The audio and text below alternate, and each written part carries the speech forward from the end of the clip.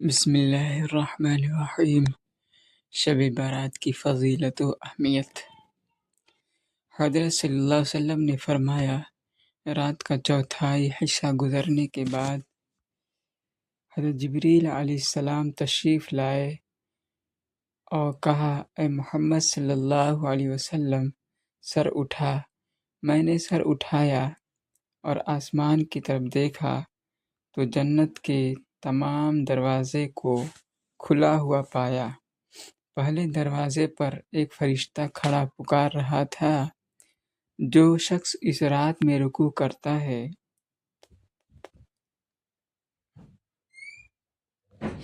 اسے خوشخبری ہو۔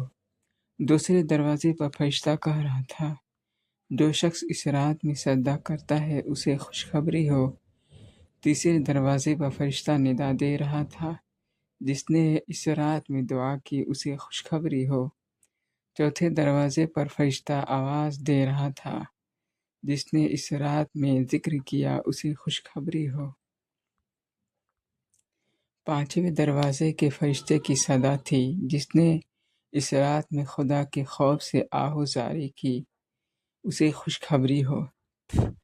چھٹے دروازے کا فرشتہ بول رہا تھا، اس رات میں تمام سچے مسلمانوں کو خوشخبری ہو۔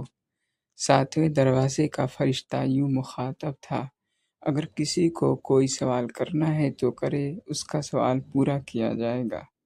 آٹھویں دروازے کا فرشتہ زبان حال سے یوں گویا تھا، کوئی جو بخشش کی درخواست کرے اور اس کی درخواست قبول کر لی جائے۔ حضرت صلی اللہ علیہ وسلم نے فرمایا، میں نے جبریل علیہ السلام سے پوچھا، یہ دروازے کب تک کھلے رہیں گے؟ انہوں نے جواب دیا، رات کے اول حصے سے لے کر صبح صادق تک۔ پھر فرمایا، اے محمد صلی اللہ علیہ وسلم، اللہ تعالیٰ اس رات میں دوزخ کی آگ سے اتنے بندوں کو نجات دیتا ہے جتنے قبیل قلب کی بکریوں کے بال ہیں۔ سامعین کرام، شب برات کی بہت ہی اہمیت اور فضیلت ہے۔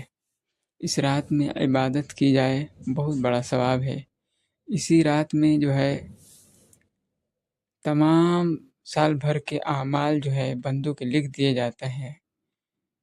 کون کیا کرے گا، کس کے حق میں کیا ہے، کون کتنا رزق کمائے گا، کون کامیاب ہوگا، کون ناکام ہوگا، کون جنت میں جائے گا، کون دوزخ میں جائے گا، کون مرے گا، کون جیے گا، کون پیدا ہوگا، سب لکھ دیے جاتے ہیں۔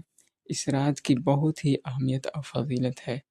اس رات میں ہمیں عبادت کرنی چاہیے اور اللہ تعالیٰ سے اپنی مغفرت کی طلب کرنی چاہیے۔